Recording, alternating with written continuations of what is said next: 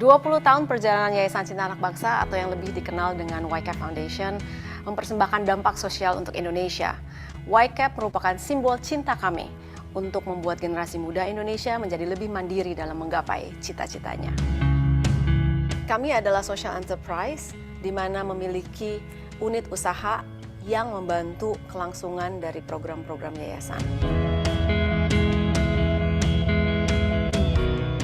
Donasi yang kami gunakan dipakai untuk membiayai 26 rumah belajar bagi anak muda prasejahtera untuk meningkatkan keterampilan dan akses edukasi di 11 provinsi di Indonesia. Selama 20 tahun kami berdiri di tahun 99, YCAP telah menjangkau 3,5 juta remaja prasejahtera Indonesia, memberikan mereka akses pendidikan, dan melalui YCAP Ventures, kami telah memberikan pinjaman lunak modal usaha untuk ibu-ibu prasejahtera dengan syarat pendidikan.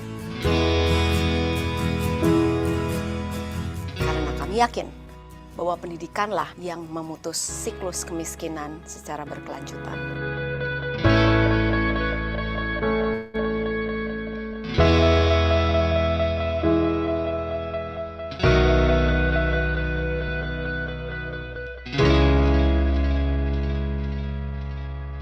Halo semua, selamat malam. Semoga semua sudah weekend yang oke ya, weekend ini. Nah, kita kembali lagi nih di acara Findependence, sebuah literasi finansial dan investment online pertama di Indonesia yang diadakan oleh Cuans bekerja sama dengan Yayasan Cinta Anak Bangsa Foundation. Jadi mungkin sekilas mengenai Cuans dulu. Cuans adalah aplikasi social investec pertama di Indonesia yang bertujuan membantu meningkatkan literasi, investasi, dan finansial untuk kaum muda di Indonesia. Yayasan Cinta Anak Bangsa yang merupakan partner dari acara ini adalah sebuah social enterprise yang berfokus di pendidikan dan juga digitalisasi ekonomi. Dan kita bekerja sama di mana semua donasi yang tergabung di acara ini akan disalurkan sepenuhnya melalui Yayasan Cinta Anak Bangsa. Dan nanti ada juga link yang donasi, jadi masih yang ingin berdonasi masih juga bisa langsung donasi melalui link nanti yang akan disediakan oleh panitia, begitu ya. Nah, mungkin juga di acara ini kita juga bekerja sama dengan Nanovest, sebuah exchange saham US dan kripto yang terdaftar di Bapepti. Gitu. Oke, nah teman-teman dan para bestie Cuans nih, hari ini kita juga topiknya nggak kalah seru gitu ya. Kita tahu di tahun 2022, tech industry dan tech stock di Indonesia menjadi sesuatu yang bisa dibilang the most popular gitu ya. Menurut database kita ini juga menurut sebuah topik yang paling banyak dimention di 2022. Dan mungkin hari ini secara spesifik kita punya panelis para ahli pemain dari tech industry dan juga VC industries gitu. Nah, mungkin saya beri perkenalan sekilas sebelum nanti mungkin kita going around satu-satu untuk masing-masing panelis menyapa sama memberikan self introduction kali ya. Oke, jadi untuk hari ini kita punya panelis, kita mulai dari Pak Sandi. Pak Sandi adalah CEO MDI Ventures Singapura dan sudah punya banyak pengalaman juga di MDI Ventures. Selamat malam Pak Sandi, terima kasih waktunya. Kemudian ya, kemudian kita juga ada Pak Natali, CEO dari Lifepack dan juga sudah banyak berkecimpung di dunia tech industry. Mungkin yang di dunia startup pasti sudah tidak asing dengan Pak Natali Ardianto. Selamat malam, Pak Natali. Halo bro, what's up? Selamat malam juga Pak Natali. Ya, dan terakhir kita juga ada Retno, Principal di Access Ventures dan juga merupakan alumni Forbes 30 Under 30. Selamat malam Retno. Halo, malam. Oke, baik. Mungkin kita sedikit mungkin boleh saling memperkenalkan diri dulu ya. Kita mulai dari Pak Sandi. Silakan Pak Sandi kalau boleh menyapa nih para bestie Cuans dan sekedar share mengenai Pak Sandi. Oke, selamat malam semua teman-teman. Perkenalkan nama saya Sandi. Saya mulai masuk ke MDI Ventures sejak tahun 2015 gitu kan, dan tahun ini saya sedikit bergeser ke MDI Singapura, jadi CEO di sana. Mungkin teman-teman udah tahu MDI Ventures ada venture capital dari Telkom Group, Dan saat ini kita berbasis di Jakarta, Singapura, dan Silicon Valley. Kita manage fund sampai 820 juta US dollar sampai sekarang dan sudah invest di 88 startup di 12 negara. Mungkin itu sedikit perkenalan dari saya. Makasih Mas Ernest. Baik, terima kasih Pak Sandi. Berikutnya mungkin kita ke Pak Natali, silakan. Halo, halo. Kita ketemu lagi ya, Ernest. Ya, perkenalkan nama saya Natali Ardianto. Sekarang saya lagi running my 5th company, namanya LifePack. LifePack itu digital pharmacy, di mana kita melayani baik itu konsumen maupun dokter, dan juga kita ada B2B arm-nya juga. Kita sudah jadi distributor juga untuk mensupport supply chain ya, dari end to end, sehingga kita bisa mensupport ekosistem farmasi di Indonesia yang saat ini kebutuhan obat itu ya apotek itu sangat-sangat limited gitu. Jadi kita pengen mensupport teman-teman semua gitu. Saya sendiri ini tadi my 5th endeavor. Yang pertama namanya Urbanesia, is a city directory. Itu kita beruntung diakuisisi Kompas Gramedia ya. Terus yang ketiga kerjanya bareng Ernest. Kita bikin tiket.com. Nah, itu kita juga diakuisisi oleh keluarga terkaya di Indonesia, Jarum. Nggak tahu masih terkaya nggak ya? Udah nggak ya? Jadi kita udah ini ya. Ya gitu ya. Jadi ya hopefully itu kayaknya akuisisi kalau startup pertama, ketiga, berarti ini harusnya yang kelima juga bisa lah ya di akuisisi berikutnya. Gitu aja dari saya. Thank you. Ya, dan kita go through our panelis yang paling cantik di hari ini. Silakan, Retno. Paling cantik karena perempuan sendiri kan? Iya, perempuan sendiri. Oke, halo teman-teman semua. Saya Retno, sekarang bekerja di Access Ventures. Kita perusahaan modal ventura yang invest di early stage startups. Headquarter-nya di Hong Kong, tapi kita fokus investment-nya di Southeast Asia.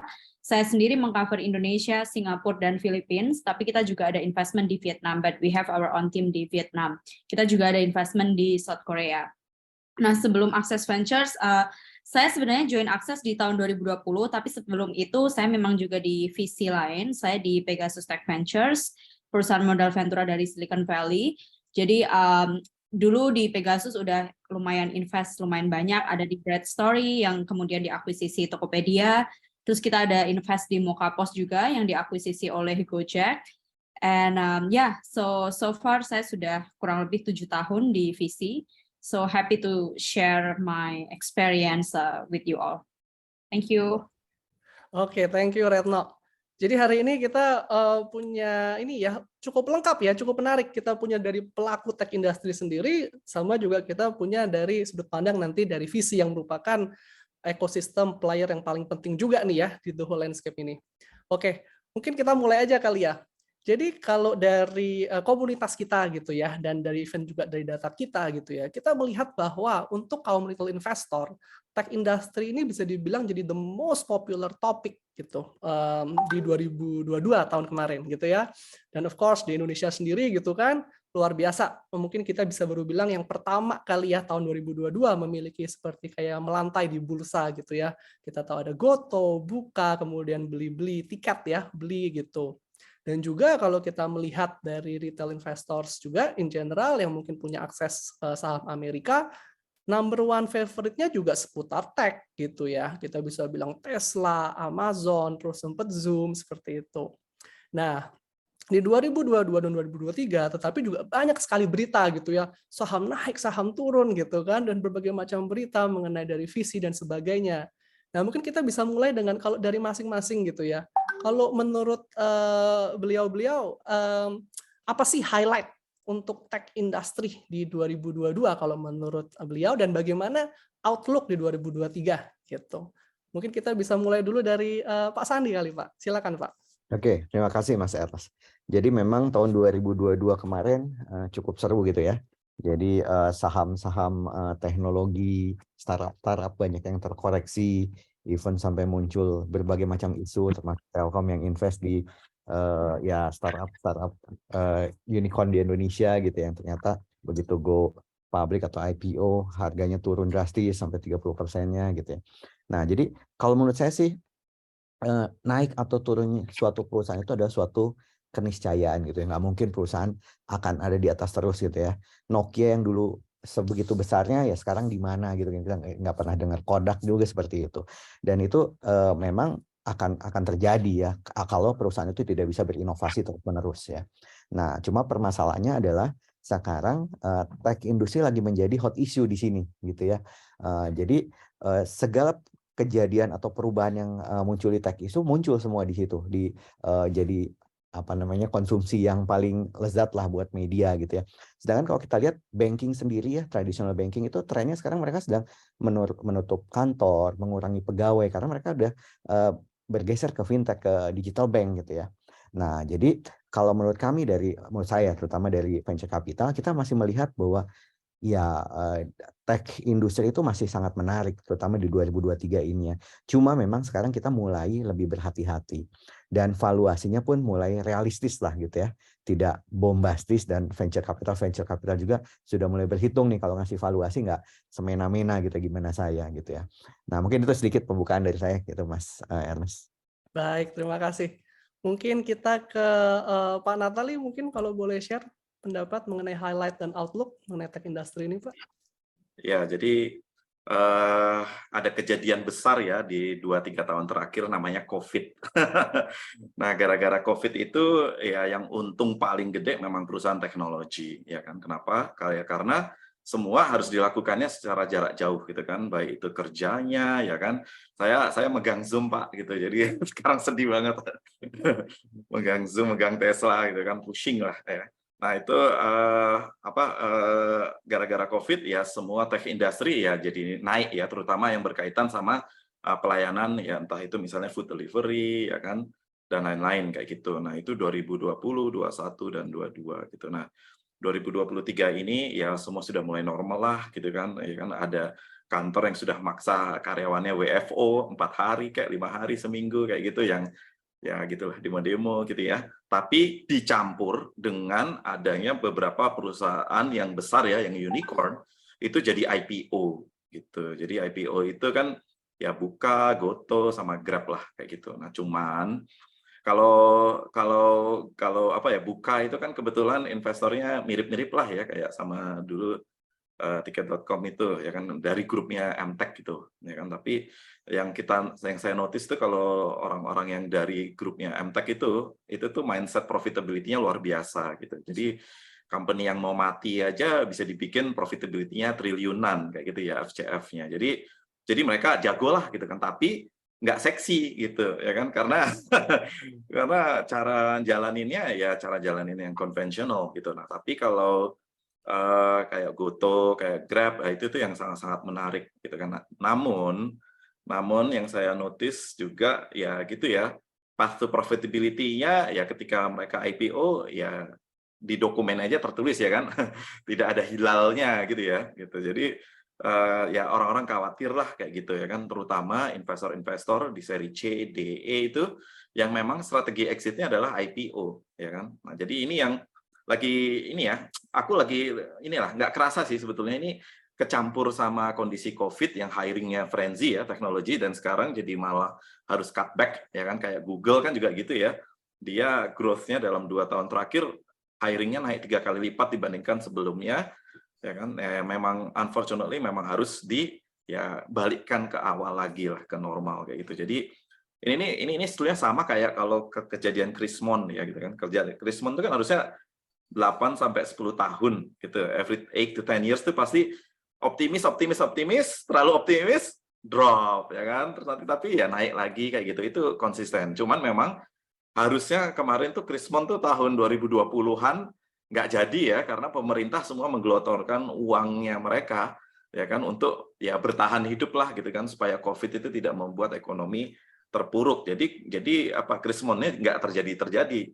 Ya, sekarang kita dapat bonus ya kan, yaitu COVID-nya sudah selesai, tapi terus ya udah berarti sudah saatnya normal kembali semua ekonomi aktivitasnya, which is berarti sudah saatnya kita ya itulah krisis moneter lah kayak gitu ya. Tapi kalau buat Indonesia ya kita happy aja sih, karena kan Indonesia itu karena 70% GDP-nya konsumsi, jadi kita makanya Jokowi juga nyuruh ya kan konsumsi yang banyak ya kan, which is itu yang malah membuat kita jadi resilient ya kan. Setiap beberapa krismon terakhir kan kita masih 4-5% itu pertumbuhan tahunannya gitu. Jadi I think itu sih ya, aku nggak tahu ya, nanti aku juga tertarik sih untuk mendengarkan rekan-rekan visi ya yang dilihat itu sebetulnya saat ini itu apa, tapi aku juga seneng gitu karena kita kembali ke fitrah sebagai perusahaan bisnis gitu loh. Jadi mungkin startup-nya kan ya teknologi, tapi terus ya this is still a company. Perusahaan teknologi unfortunately nggak ada yang usianya berpuluh-puluh ratusan tahun ya so far gitu kan. Tapi perusahaan bisnis yang konvensional itu udah ada yang sampai ratusan tahun ya. Jadi kayak kita harus pinter lah nge-balance antara corporate dan agility-nya itu, sehingga kecepatan orang startup ya kan, tapi fundamental orang-orang ya korporasi gitu. Oke. Wah, menarik sekali nih. Tadi kita mendengar beberapa ini ya konsep ya seperti path to profitability dan sebagainya. Nah, mungkin sebelum kita lanjut nih, kalau menurut Retno gimana nih highlight atau outlook nih untuk tech industry keseluruhan? Iya, mungkin kalau dari aku mau sedikit step back dulu ya dari 2020 gitu kan. Tadi Mas Natali sama Pak Sandi juga udah sempat mention tech correction kan actually it start happening di 2021, tapi benar-benar kayak benar-benar jatuh ke jurang itu kan last year gitu kan. But sebenarnya kalau kita mau mulai sebenarnya everything start from the public stock kan di 2020 itu, karena semua tech stock naik. Satu mungkin karena memang di-drive oleh digitalisasi karena COVID, semuanya harus move ke tech. But I think most importantly waktu itu di US terutama, it's the era of easy money. Kayak retailnya kayak flooding ke stock market, jadinya kayak semuanya kayak karena orang nggak punya aktivitas itu kan. And then they got that stimulus check, semuanya lari ke Robinhood, beli tech stock segala macam. And then kemudian di 2021, akhir 2021 sampai 2022, ketika interest rate kemudian mulai naik, semuanya akhirnya jadi sadar kan, karena kalau interest rate naik, the cost for the tech stocks buat operate itu udah pasti akan jauh lebih mahal. Akhirnya mereka sadar kalau ini company nggak layak lah untuk di value 1000 PE ratio-nya sampai 1000x sampai 400 sekian x, itu nggak layak. Kemudian akhirnya koreksi kan. Mohon maaf ya Mas Natali kalau Zoom-nya belum dijual. So yeah, that's what happened kan. Nah, jadi kalau di public stock market kemudian kan efek yang paling deket tuh sebenarnya ke growth stage gitu. Kenapa? Karena kan kalau di growth stage company orang mikirnya udah next exit-nya ada dua option kan, either acquisition or going public gitu. Nah, kalau kita melihat market public waktu di 2020 semuanya di trading at 400x PE ratio segala macam, kemudian VC juga jadi pada FOMO gitu. Kalau misalnya ada growth stage yang mau fundraising at valuation-nya let's say 100x ARR, fine, sign me on gitu ibaratnya kan. Karena kita mikirnya adalah nanti ketika exit, ketika go public bisa di-trade at 400x PE ratio. Tapi kemudian semuanya berubah ketika Fed udah mulai pivot, interest rate mulai naik, semuanya pada mulai turun yang public stock. Yang paling kena pertama di private market itu udah otomatis growth stage itu. Makanya di 2022 kemarin, growth stage itu yang paling bahasanya paling megap-megap lah kalau mau fundraising gitu kan. Masih untung ada yang beberapa yang bisa fundraising, tapi banyak yang pada akhirnya mereka fundraising tapi harus down round gitu. Karena di 2020, 2021 saatnya waktu easy money era, semua VC punya terlalu banyak dry powder lah ibaratnya di market kan. Mereka harus deploy segala macam, FOMO here and there. Terus kemudian mereka over hiring, terus sekarang karena kondisi ekonomi kayak gini mereka harus cutting cost segala macam, akhirnya ya itu yang terjadi, growth stage yang kena duluan gitu. So I think overall what I'm trying to highlight kalau 2023 menurutku sih early stage is still okay, and data dari PitchBook juga yang actually I just baca beberapa few days ago, 2022 di US pun kalau early stage pretty much masih oke lah, maksudnya kayak impact-nya nggak separah itu untuk di growth stage. But I think growth stage masih agak perlu was-was mungkin di tahun ini, karena this is just my opinion. Yang lain nanti boleh share juga. I don't think this year we are going to fully recover. Oke, wah menarik banget nih. Aku tadi menangkap beberapa terms ya, dan ini juga yang suka di-mention nih kalau kita ngomong dari sisi investor, terutama retail investor gitu, valuasi gitu ya. Nah, mungkin kalau buat teman-teman dari sudut pandang dari visi nih, dari Pak Sandi dan Retno gitu ya, Sebenarnya kalau dari sudut pandang VC itu melihat bagaimana sih faktor penting apa sih yang dianggap valuasi itu bagus atau matriks apa yang dilihat gitu. Dan kemudian kalau nanti kita translate ke mungkin yang sudah public gitu ya, indikator-indikator apa sih yang harusnya dilihat gitu kalau melihat kalau ingin menjudge dari sisi valuasi gitu. Mungkin boleh Pak Sandi atau Retno dulu? Pak Sandi monggo Pak yang lebih punya experience di growth stage. Nah, saya masih belajar juga sama-sama Mbak Retno. Jadi kalau misalnya dilihat valuasi apa gitu ya, ujung-ujungnya gini ya, itu adalah jual beli. Ya, siapa yang mau jual dengan harga segini, kalau ada yang mau beli ya beli aja. Ya, nggak peduli mau valuasi berapa, itu secara realistisnya gitu. Tetapi kami sebagai venture capital kan nggak bisa kayak gitu kan, nggak bisa ya. Kalau saya nawar segini, orang lain nawar lebih gede gitu kan. Terus si startup itu nawar segini, kami tertarik gitu kan. Nah, jadi tetap harus ada underlying perhitungannya seperti apa ya. Metodenya valuasi banyak gitu kan. Mungkin teman-teman di sini sudah familiar gitu dari revenue-nya, dari apa namanya ya traction yang lainnya gitu ya. Nah, tetapi kalau kami dari venture capital terutama yang kita kan berbasis ini ya, berbasis apa namanya state owned enterprise lah ya dari BUMN. Nah, kami harus benar-benar komplain, nggak bisa kita benar-benar pakai pure menggunakan venture capital method gitu ya, atau kita pengen lihat Coco-Scotransnya seenaknya ya, karena kami ujung-ujungnya audited juga gitu ya. Jadi kalau kami melihat suatu startup pengen mempunyai valuasi bagus ya, tunjukkan pasti yang pertama ya last 12 month-nya seperti apa gitu. Itu yang paling gampang gitu kan, karena DCF-nya bisa kita lihat discounted cash flow-nya ke depan seperti apa. Tetapi di luar itu kalau ternyata memang ada faktor-faktor lain yang dimana dia tidak bisa realize revenue sekarang ya, kami bisa melihat juga path to profitability yang tadi disebut sama Mas Natali juga gitu ya. Kedepannya seperti apa, 12 month ke depan seperti apa. Dan yang pasti kalau pengen valuasi besar, startup teman-teman harus growth di atas industri gitu ya. Once you growth beyond industri, itu akan dengan mudah melakukan menjustify valuasinya gitu ya. Jadi ujung-ujung gimana cara valuasi itu kesepakatan aja antara penjual pembeli gitu ya, ujung-ujung gitu Mas. Silakan Pak Retno. Ya, makasih Pak Sandi.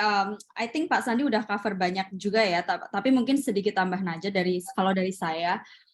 Terutama kalau early stage ya. Kalau di early stage, jujur itu lebih susah buat kita untuk to give the exact number atau valuasi yang tepat buat sebuah perusahaan itu berapa gitu kan. Apalagi kalau misalnya perusahaannya baru 1-2 tahun. There are not many data lah yang kita bisa pakai gitu. Jadi biasanya yang kebanyakan yang dipakai oleh VC early stage itu biasanya kita ada yang namanya kayak semacam benchmarking gitu, kayak we want to see the valuation dari perusahaan yang dari luar yang mungkin industrinya serupa atau mungkin di bawah sektor yang sama, and then kita coba combine itu, terus kayak kita lihat traction beberapa bulan terakhir, biasanya dari growth-nya kayak month on month growth kayak gitu, terus kayak kemudian kita juga lihat dari TAM-nya atau total addressable market. And then ya, paling kita biasanya akan melihatnya dari situ, terus kayak lebih ke arah potential revenue-nya. Dan again, to be honest with you guys, revenue projection tuh trust me, kayak 90% tuh pasti bakalan meleset. Cuman melesetnya berapa itu biasanya yang perlu kita lihat gitu kan. Makanya saya kalau Didi biasanya selain saya minta historical 2 tahun terakhir, saya juga biasanya akan minta, okay, this is the real number tahun 2020. Terus saya lihat tahun 2019 kalian bikin revenue projection-nya kayak gimana gitu. Karena saya mau ngelihat yang dia proyeksi di 2019 untuk 2020 dengan hasil yang sesungguhnya di 2020 itu seberapa meleset gitu kan. Saya tahu udah pasti akan meleset, cuman melesetnya 10%, margin of error-nya berapa itu yang biasanya akan kita masukin lah, factor in untuk nge-decide valuation-nya berapa gitu. So mungkin ini juga lebih ke arah kayak sharing aja untuk teman-teman yang mungkin sekarang lagi bikin startup segala macam yang lagi kepikiran gitu kan. I think selama kalian punya growth, punya revenue itu healthy, not burn a lot of money segala macam, you don't have to worry too much about valuation lah, karena kita sekarang udah di market yang berbeda. Nggak kayak dulu yang mungkin beberapa VC FOMO jadinya rebutan, kalian bisa seenaknya seugal-ugalan kalau misalnya nawarin valuation. It's a different situation gitu. Jadi be mindful aja ketika kalian mau minta 20x, 50x of your annual revenue. Oke, ya menarik sekali nih. Mungkin dari Pak Natali ada yang mau menambahkan juga Pak dari sisi mungkin dari sisi pelaku startupnya Pak? Ya, kalau yang XX itu ya, itu memang kalau aku ngelihat yang lain-lain tuh aku nggak paham sih itu cara ngitungnya gimana gitu kan. Jadi memang kalau di saya sendiri itu ya masih single digit X lah Mbak gitu. Jadi masih murah nanti kalau mau invest di company Boleh. saya. Ini malah Mas Natali yang pitching. Iya, iya, tapi ya gitu sih. Kalau aku unfortunately ini ya orangnya fundamentalist kayak gitu ya kan. Jadi dulu ya aku sama Ernest lah gitu kan, kita running ticket.com itu ngomongin margin kita udah cuman 5% ya kan, terus have to be profitable, we actually reach profitable di year 4 dengan cara apapun ya kan. Kompetitor saya engineer-nya 500, saya cuma 37 kayak gitu. Jadi understanding path to profitability itu I think cukup fundamental. Tapi gini, aku tahun 2010 itu aku pernah melihat gini ya, visi 2020 gitu. Jadi 2010 itu saya melihat bahwa 2020 akan ada perusahaan yang IPO, 2015 tuh akan mulai ada founder yang ya excited sedikit, tapi terus dia bisa jadi mentor untuk teman-teman lainnya. Cuman selama 10 tahun itu yang terjadi adalah ya style ya apa ya, ya style Amerika lah kayak gitu ya, yang burning ya kan, terus ya apa tambal-tambal, terus kalau diinvest yang diinvest adalah orang, tapi orangnya yang charming, bukan orang yang pinter kayak gitu. Itu mungkin I have a feeling in the next few years akan benar-benar berubah gitu ya. Jadi orang yang pinter ngomong akan kalah sama orang yang memang benar-benar bisa gitu, yang capable ya kan, yang ngerti. Karena masalahnya tuh orang yang capable sama ngerti itu biasanya di underappreciate karena dia ngomonginnya ya segampang ginilah. 2022 akhir itu saya ngomong sama investor dari China itu, aku ngomonginnya margin, aku ngomonginnya profitability, dimarahin. Dimarahin ya kan, you have to focus on growth gitu kan. Tapi sekarang apa kalau saya lihat ya kayak ya baru aja gitu ya, kayak laporan keuangan Grab gitu kan, growth-nya nggak sampai 30% aja ya semua malah happy. Kenapa? Karena bottom-nya, EBITDA-nya sudah mulai positif kayak gitu. Nah, jadi I think that's something yang kalau buat aku ya, yang kita sudah bareng-bareng apa ya dulu di Tiket 7 tahun ngerunning a company yang trying to be profitable. Aku sih biasa aja ya gitu, karena udah sering banget lihat laporan keuangan gitu kan. Bahkan kita laporan keuangan kan adalah guidelines kita. Nah, ini saya lihat trennya. Contoh kayak ya Tokopedia sendiri dipegang oleh orang yang background-nya accounting. That's artinya adalah angka itu akan menjadi sesuatu yang akan benar-benar diperhatikan dengan baik kayak gitu ya kan. Terus aku juga ngomong sama beberapa investor, permasalahannya gini. Aku tanya, Pak, kalau saya bagi dividen gimana ya Pak? Jadi saya profitable dan saya bagi dividen, nggak mau. Ya berarti strateginya tetap harus IPO ya kan, is a good, biar dapat a good exit kayak gitu. Nah tapi next questions-nya adalah ya gini, gimana caranya? Satu ya mungkin kita path to profitability-nya cepat banget ya kan, dan growth-nya apa ya profitability-nya tinggi sehingga bahkan sebisa mungkin malah kita bisa buy back the shares gitu kan. Itu mungkin something yang startup zaman dulu nggak pernah kepikiran lah ya, buy back shares kayak gitu. Atau ya itu tadi ya kan, kita tetap harus melalui IPO, tapi IPO-nya yang dalam kondisi yang ya very very good dan very very healthy gitu. Jadi biar sentimen pasar juga seneng lah gitu ya.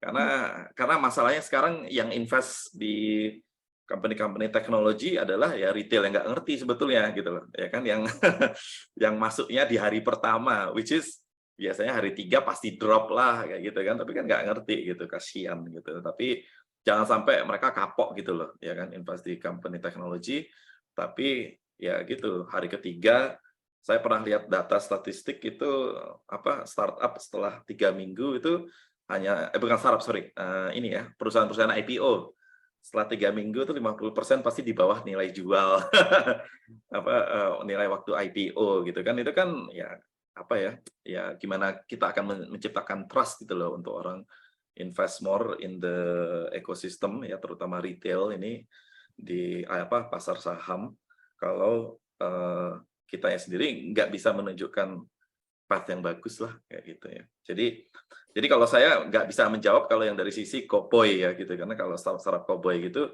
ya itu terserah mereka lah gitu. Tapi kalau saya sendiri memang memilih untuk ya ngomonginnya margin ya kan, CM1 CM2, tapi kita udah ngomonginnya CM3 juga kayak gitu.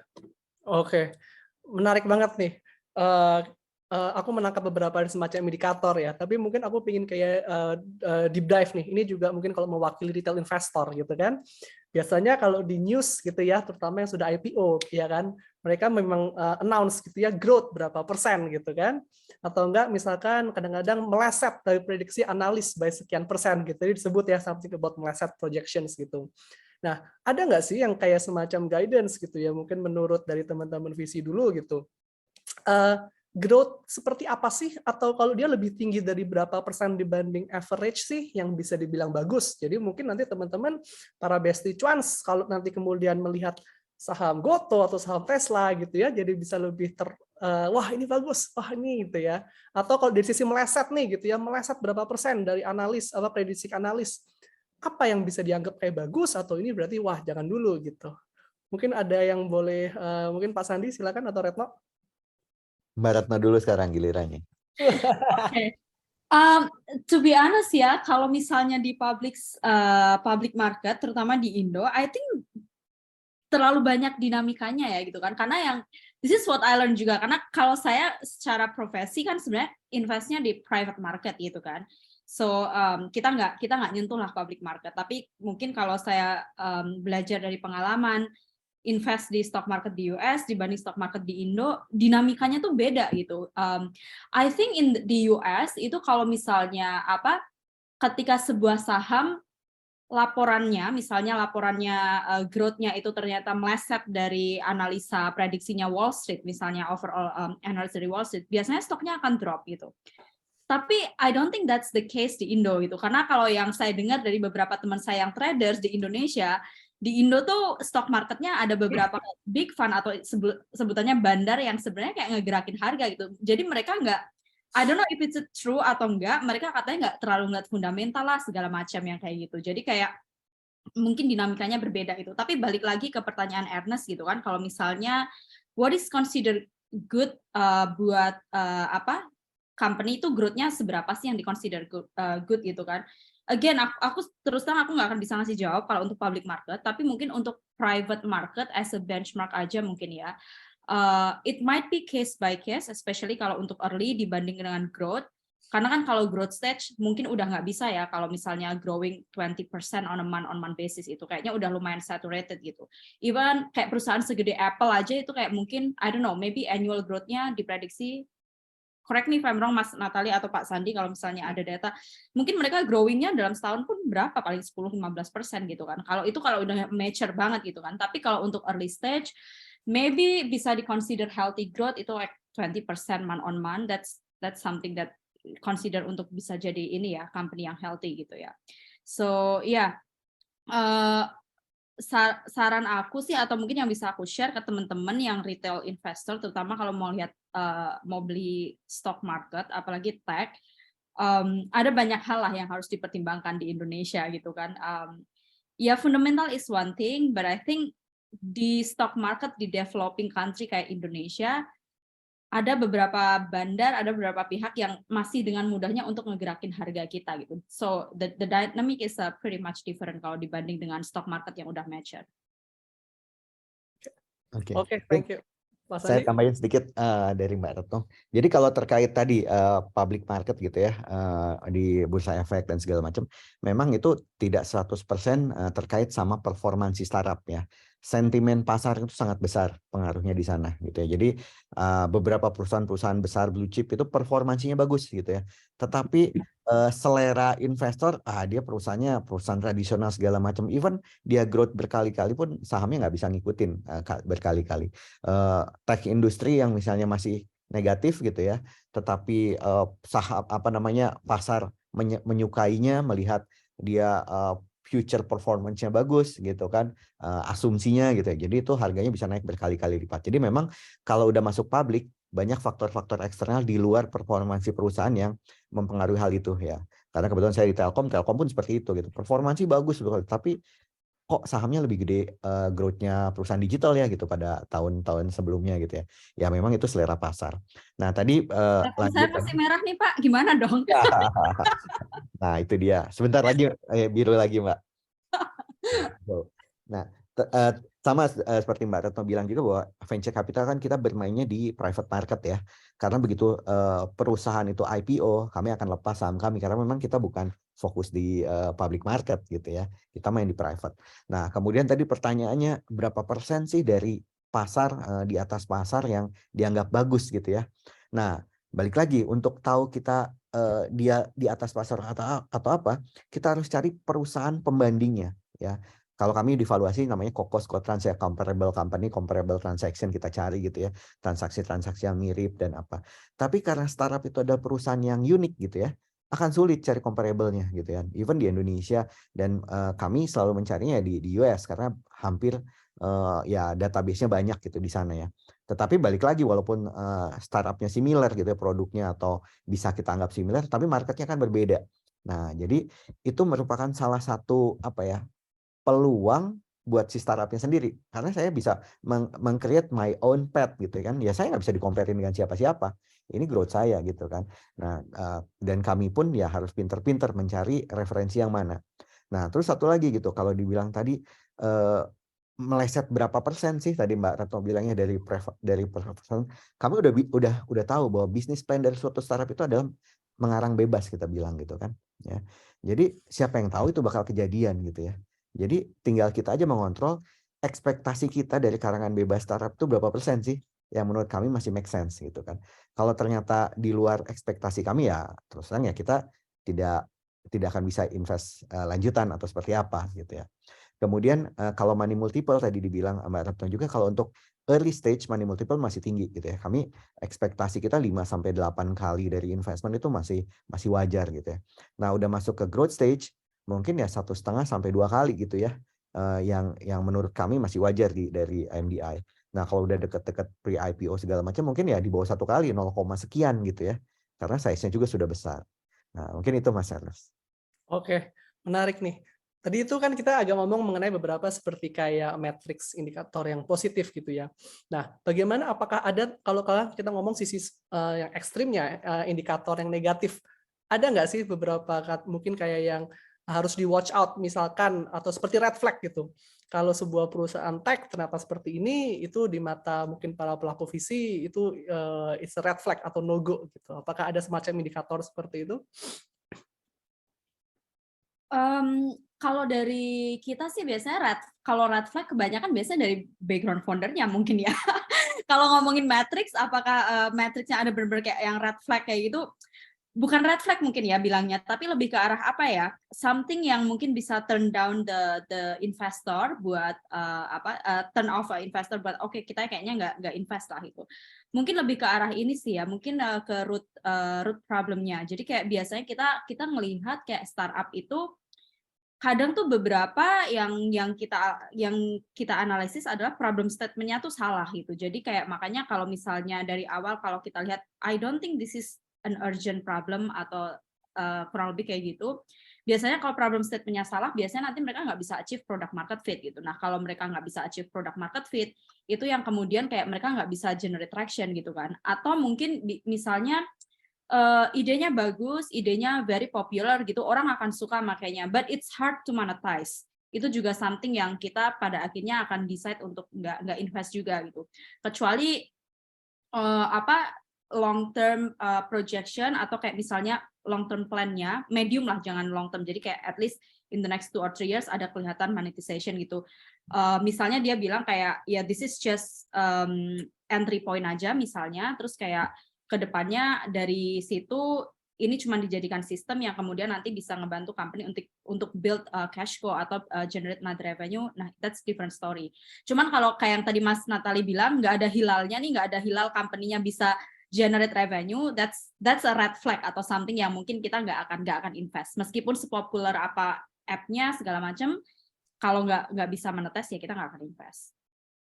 Oke. Kalau dari Pak Sandi gimana Pak? Ya, kalau disebut red flag ya, kami punya checklist ya. Sebelum kita berinvest, kita punya checklist. Dan checklist kami hampir sampai ya 30-50 item gitu ya. Termasuk tadi, kalau memang di early stage, checklist terutama adalah founder ya. Karena everything about founder gitu ya. Termasuk misalnya pendidikan founder, background-nya, dia punya pengalaman atau enggak, dia punya tim manajemen yang bagus, dia punya mentor atau enggak gitu ya. Nah, kita punya checklist itu semua. Even mulai growth stage atau lebih later kemudian kita ada apakah dia punya intellectual property right, model bisnisnya seperti apa, dia bisa monetize-nya kapan gitu kan, dan seterusnya lah. Jadi kami punya checklist itu. Jadi setiap startup yang ada kita masukkan profile ke dalam checklist itu. Nah, begitu checklist itu muncul nanti kita masukkan semua data akan muncul angkanya gitu kan. Nah, itu adalah screening awal kami. Kalau angkanya di bawah sekian, kita nggak akan lihat. Angkanya segini sampai segini, ini kita keep contact ya. Tapi yang begitu angkanya di atas sekian, kita langsung follow up gitu ya. Itu adalah screening paling mudah gitu di awal karena terus terang untuk kami sendiri ya MDI dalam 1 tahun itu kita bisa sampai 3.000 sampai 5.000 startup yang kita review gitu ya. Nah, kalau satu-satu kita plototin sampai itu bisa cepet tua saya gitu kan, walaupun udah tua sekarang gitu ya. Nah, jadi itu adalah salah satu screening awal sehingga teman-teman punya filteringnya. Nah, jadi mungkin teman-teman juga kalau yang punya startup atau yang mau invest harus punya ya tahu checklistnya si venture capital seperti apa gitu kan, sehingga bisa melihat oh saya kira-kira bakal lolos di seleksi awal atau enggak gitu. Mungkin gitu Mas Ernest. Oke. Ya, wah ini menarik banget ya. I think untuk retail investor pun juga bisa banyak belajar dari sini ya. Jadi tadi banyak disebut ternyata memang background founder gitu ya. Dimana berarti background jajaran C-level gitu, background-nya, pendidikan, dan itu menjadi sangat penting gitu ya. Tadi juga I think Pak Natalis juga mention gitu ya, Tokopedia seperti ada pergantian, di mana dengan background accounting, ya kan apakah itu akan menjadi sesuatu yang berbeda gitu. Dan kedua juga mengenai problem statement ya, sama monetisasi gitu ya. Jadi memang benar-benar harus melihat gitu ya, bisnisnya ini tuh sebenarnya trying solve problem apa, ya kan? Dan apakah mungkin dari masing-masing ada semacam conviction, apakah memang itu problem yang memang urgent gitu ya untuk resolve, dan kemudian monetisasi. Oke, ini menarik sekali nih, jadi banyak banget nih kayak semacam hint-hint yang bisa kita sebut juga sinyal gitu ya, atau enggak at least sebagai guidance gitu.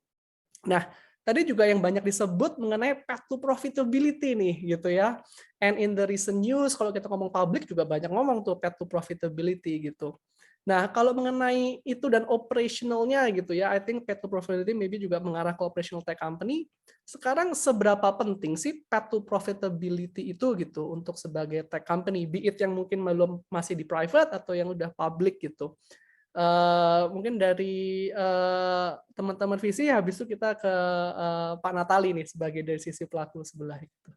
Saya justru malah pengennya dengar dari operatornya dulu nih. Mungkin Mas Natali bisa start dulu nih. Ya. Path to profitability ya. Jadi kan sebetulnya perusahaan yang IPO itu ya, yang saya tahu ya, nanti correct if I'm wrong, itu adalah memang harus profitability boleh nggak profitable, tapi dalam 3 tahun harus profitable gitu. Dan itu kalau yang di luar negeri sih actually ya. Kalau yang di Indonesia nggak tahu, ini kan papannya juga beda-beda tuh ya, papan development, papan utama dan lain-lain kayak gitu. Nah, tapi ya contohnya kayak Facebook ya kan, Facebook itu waktu IPO juga masih negatif kok kayak gitu ya kan, tapi ingat saya tahun bulan ke-17 atau 19 itu sudah profitable kayak gitu, dan menuju profitable-nya clear ya kan, dan being profitable-nya itu juga cepat banget, dan ya makanya ya Facebook is one of the very successful IPO tuh waktu itu gitu. Jadi menurut saya itu bukan pertanyaan bisa atau enggak ya, tapi pertanyaannya adalah kayak gini nih. Yang aku notice ya, kalau bisnis modelnya dari awal bikin bahkan di level di level discovery ya kan, pencarian bisnis model ya kan, and then setelah nemu bisnis model quote unquote ya kan, mulai masuk ke growth stage, tapi metriknya masih GMV gitu ya, bukan profitable. My assumption adalah sampai akhir hayat pun nggak akan profitable kayak gitu ya kan, karena ya salah satu asumsinya kan adalah misalnya gini, oke, ya at least CM2-nya itu harus positif ya kan, biar karena kan biasanya yang membuat ongkos itu mahal adalah marketing kayak gitu ya kan, biaya marketing, biaya voucher, diskon dan lain-lain. ya kan. Nah, itulah kenapa banyak VC yang sekarang mulai memperhatikannya sampai level CM2, karena kalau CM2-nya tetap bisa positif, ya kan, sekian persen pun, bahkan cuma 1% atau 0, tapi dengan skala yang gede, itu bisa untuk menutup biaya operasional di bawahnya, kayak gitu. Tapi, ya kan, alangkah indahnya kalau ya CM2-nya sendiri ya masih belasan persen, ya kan, sehingga kitanya sendiri path to profitability-nya lebih cepat, ya kan, raise fund-nya instead of sampai serinya F, G, H, I, J, ya seri D atau E aja sudah cukup, ya kan, dan setiap kita mau raise fund berikutnya, itu raise fund-nya untuk mengexpand gitu, bukan untuk ya itu tadi gali lubang tutup lubang lah kayak gitu, ya kan. Nah, jadi makanya kalau dari sisi aku, kalau mindset-nya dari awal sudah bagus nih, misalnya path to profitability, selama kita lagi proses discovery, mencari bisnis model, nyarinya tuh bukan yang, ngerti nggak? Vanity metric gitu loh, ya kan? Misalnya ya,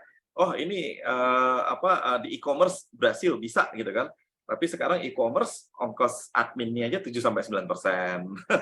Persen loh ya, bukan satuan rupiah gitu. Jadi kan kesel banget ya. Kita berhasil jual makin gede, merekanya ya makin gede juga gitu kan, ngambil cut-nya, fee-nya ya kan, terus belum biaya kirim lah ya kan, program perang harga ya kan, tidak ada regulasi mengenai harga dan lain-lain kayak gitu. Nah, jadi itu kalau nggak ada satu jujur aja aku tuh paling suka tuh kalau kita bisa monopoli ya kan. Jadi kenapa kok bisa monopoli? Supaya nggak ada perang harga.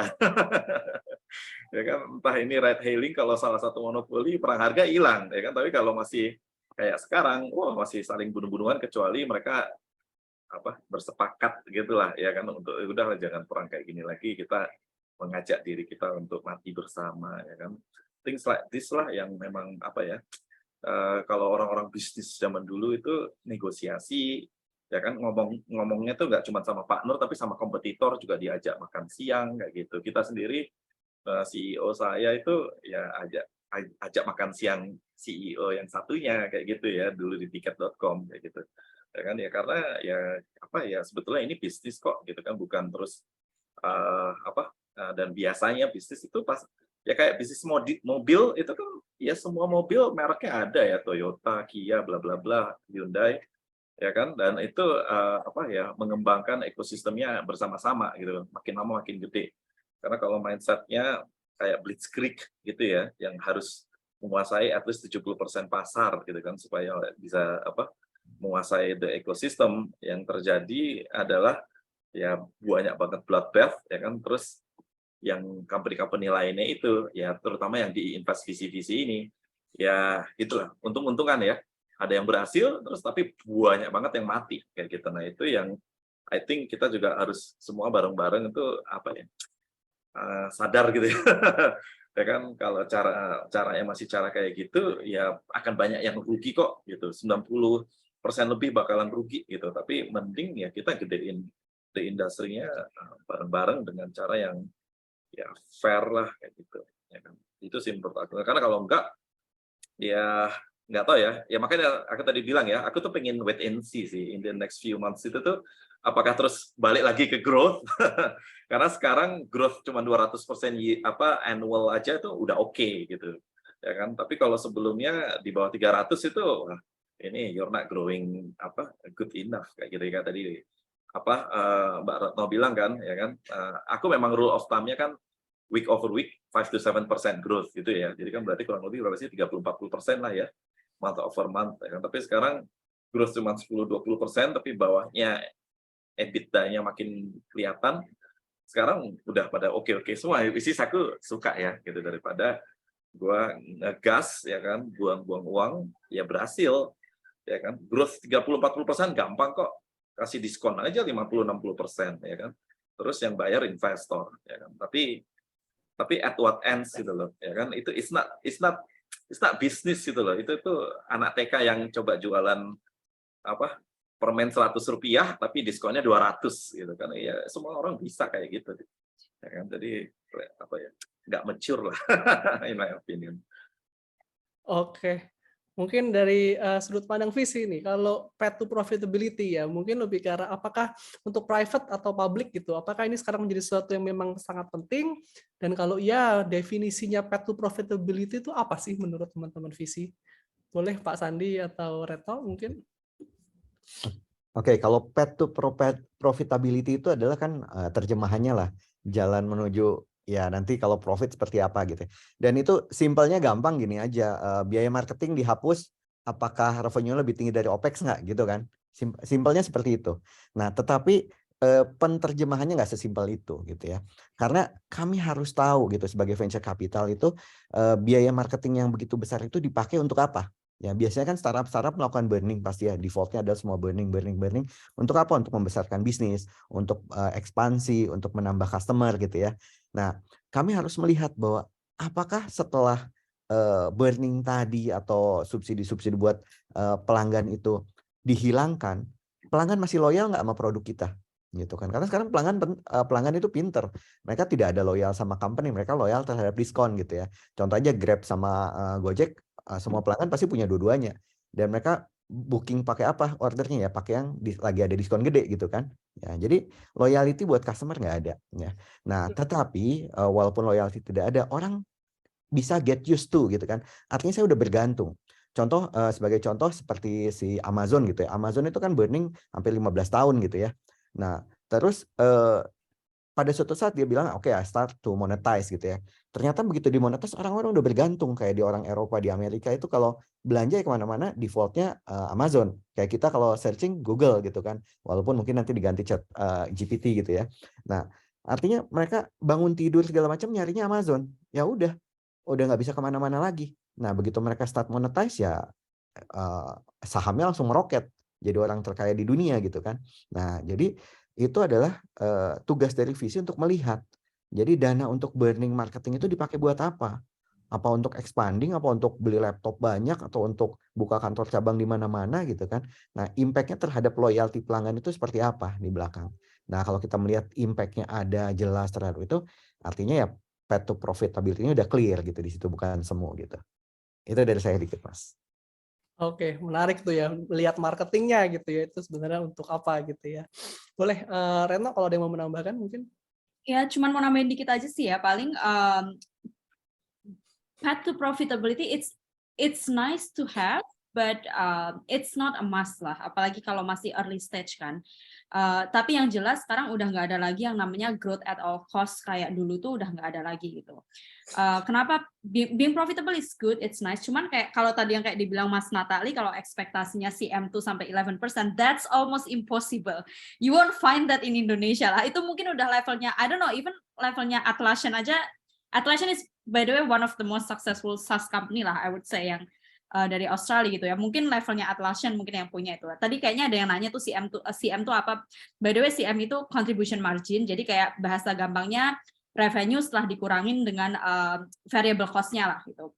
Jadi kalau divisi kita ada hitung-hitungannya kayak gitu buat teman-teman yang datang gitu kan. So ya, CM ya maybe CM1 aja tuh paling kebanyakan berapa ya kalau saya lihat, terutama SaaS ya kalau di Indo gitu kan, paling I don't know, maybe like 5%. Terus habis itu CM2-nya ya mungkin tinggal 1% atau 0, sekian persen gitu. Cuman yang penting adalah kita it's important to see path to profitability in the next few years. Mungkin bahkan sampai ketika mereka mau go public pun kalau baru mau profitable di situ, that's okay gitu. Cuman yang penting adalah mungkin yang harus dilihat sekarang, yang harus diperhatiin, karena sekarang gini, kalau dulu kan orang oke, kita nggak profitable nggak apa-apa, kita growth at all cost, toh di luar banyak dry powder, kalau duit kita habis, runway-nya mau habis, kita bisa raise dari investor gitu. Cuman sekarang different situation gitu. Jadi kalau mereka bisa profitable, that's good, karena artinya mereka punya runway-nya udah infinity gitu. Jadi kalau nggak bisa fundraising pun nggak masalah gitu kan. Dan benar yang dibilang Mas Natali, sekarang mindset-nya kalau mau fundraising dari investor, harusnya bukan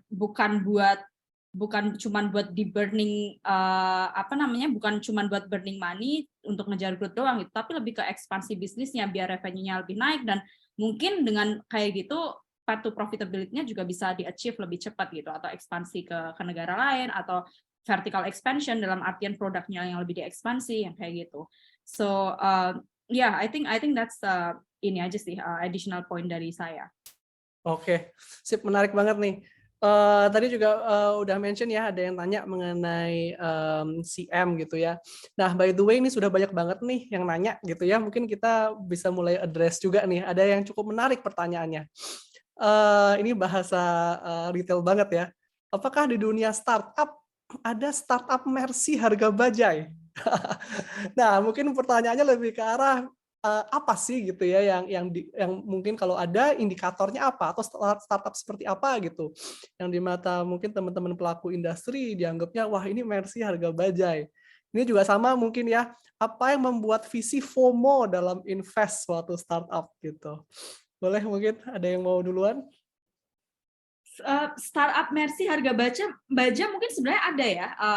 Kayak yang tadi kayak yang dibilang Mas Natali, karena sebenarnya di luar sana tuh banyak founder yang super smart, very smart people, tapi mereka nggak jago jualan gitu, nggak jago jualan cerita.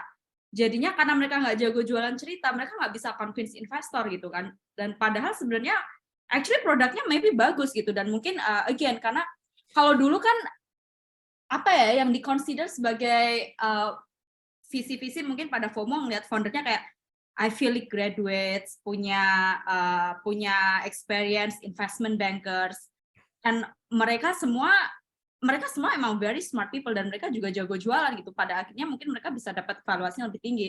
Tapi kita juga punya banyak banget local founders yang actually local graduates, very smart, terus kayak mereka fundamentalis, terus kayak lumayan konservatif in term of spending money, segala macam, very prudent lah in managing the cash gitu. Terus pada akhirnya karena mereka nggak jago jualan, ya itu harganya jadi harga baja, valuasinya mungkin nggak setinggi itu. I cannot mention lah startupnya apa gitu kan, because I want to protect the identity. Tapi aku pernah sih kayak beberapa ketemu founder yang kayak gitu, I really like it. Suka lah intinya dengan personality-nya segala macam, very smart guy. Cuman ya itu, pada akhirnya karena nggak jago jualan, kita juga bingung gitu kan. Kalaupun kita mau invest, tapi kalau dia nggak jago jualan, dan the next round-nya juga jadi susah buat kita gitu, karena dianya mungkin nggak bisa raise dari investor gitu. So I think buat balance out, kalau misalnya dapat founder yang kayak gitu, mungkin investornya biasanya kita akan kasih kayak advice to recruit co-founder yang bisa lebih ke investor relations, yang bisa lebih bantuin fundraising gitu. Tapi nggak yang Mercy terus harga baja banget sih, enggak sih ya. Cuman ya nggak overvalued lah. Jadi dapat harganya benar-benar yang sesuai dengan their business gitu. Karena kalau dilihat terus terang sekarang kalau dilihat mungkin kebanyakan startup kan actually 95% it's overvalued. Ya. Nah, itu salah satu tugas dari venture capital adalah bukan hanya berinvest gitu ya. Besides investing, we should have mentorship capability gitu ya. Karena ya yang kita hadapi adalah perusahaan-perusahaan baru gitu ya, yang belum punya pengalaman. Even mungkin foundernya punya pengalaman berkali-kali exit ya, tapi itu still a new company gitu ya. Mungkin di bidang bisnis yang sedikit berbeda. Nah, jadi memang tugas venture capital salah satunya tadi membantu untuk dia bisa lebih menjual perusahaannya, karena ya ujung-ujungnya akan diuntungkan ya investor juga gitu kan, kalau dia bisa menjual dengan valuasi lebih gede lebih bagus. Nah, tapi untuk startup Mercy harga bajai itu ya menurut kami sih ya cukup baik ya, daripada startup bajai harga Mercy gitu kan. Nah, itu berbahaya gitu karena itu bubble gitu ya, dan foundernya bisa jadi pintar gitu, dia bisa menutup berbagai macam area yang biasa di cover sama due diligence dari venture capital, dan itu udah banyak gitu ya di mana-mana ya. Jadi kita memang harus pintar dan istilahnya prudent ya di dalam melakukan due diligence terhadap suatu startup gitu. Oke, jadi memang kalau ada benang merahnya memang ujung-ujungnya dilihat indikatornya foundernya gitu ya. Yeah. Jadi ada beberapa seperti terms, seperti fundamentalis, prudent disebut beberapa kali gitu ya. Kalau mungkin kalau perusahaan besar kita bisa berarti bilang founder atau jajaran direksinya gitu ya. Itu menjadi salah satu indikator. Oke. Makanya mungkin buat nambahin ya, that's why saya kalau sharing sama teman-teman tuh biasanya visi is an art gitu. Kenapa saya bilang it's an art? Because it's a perfect blend between qualitative factors and quantitative factors. The quantitative factor is of course kayak kita ngelihat semua datanya kan, traction-nya kayak gimana, udah ada sales belum segala macam. The qualitative factor is the quality of the founders gitu kan. Mas Natali begitu bikin startup, baru bikin startup pertama, multiplier-nya akan lebih tinggi daripada saya yang bikin, karena saya nggak punya experience, I'm not a serial entrepreneur kan. Mas Natali udah punya itu, it's proven gitu kan. Tapi tapi kan nggak bisa dihitung gitu kan dari segi angka gitu. That's why I'm telling you guys kalau ini lebih ke arah quality-nya gitu. Jadi kayak there is a perfect blend between quality and quantity gitu. Makanya kayak it's not easy lah to make a decision dari sisi visinya juga gitu ketika kita mau invest, apalagi mau ngambil angka gitu kan untuk nge-decide valuation-nya berapa gitu. But I agree with Pak Sandi, better punya startup yang startup Mercy harga baja. Jadi kita return-nya nanti lebih tinggi daripada kita invest startup baja harga Mercy. Nanti yang ada down round kita. RB gitu ya. Oke. Menarik banget nih. Mungkin kalau dari Pak Natali sendiri ada mungkin mau menambahkan nih Pak mengenai konsep startup Mercy harga baja ini Pak. Ya kalau tadi udah ceritain banyak sih ya tentang Mercy harga baja, tapi mungkin tadi ada satu lagi FOMO itu ya gitu. Jadi memang ya aneh sih ya, sebenarnya dunia startup itu tuh kadang kita ngelihat ini something yang apa ya biasa-biasa aja atau jadi gede gitu. Tapi ada yang kelihatannya bagus banget tapi kok jadinya flop. Gitu ya. Aku sendiri kan juga ini ya, aku juga invest di startup kayak gitu ya kan. Mungkin orang mikir ya, wah Pak Natali sudah jadi entrepreneur berkali-kali, jadi kalau invest pasti udah tahu nih indikator-indikatornya gitu kan. Nah, saya so far 14 company, 7 mati, Mas. Sudah 7 yang meninggal gitu ya, 50% ya kan, terus 2 sudah exit, tapi exitnya cuma sekian miliar gitu ya kan. Nah, susah banget sih ya kan sebagai VC gitu. Makanya aku mungkin habis ini aku pengen belajar jadi VC dulu deh ya kan untuk bisa melihat indikasi-indikasi. Tapi kalau yang FOMO itu tuh ya ini ya, kalau aku sih rule of thumb-nya memang Indonesia tuh enak tuh, Indonesia tuh negara berkembang gitu kan, jadi sudah ada negara maju.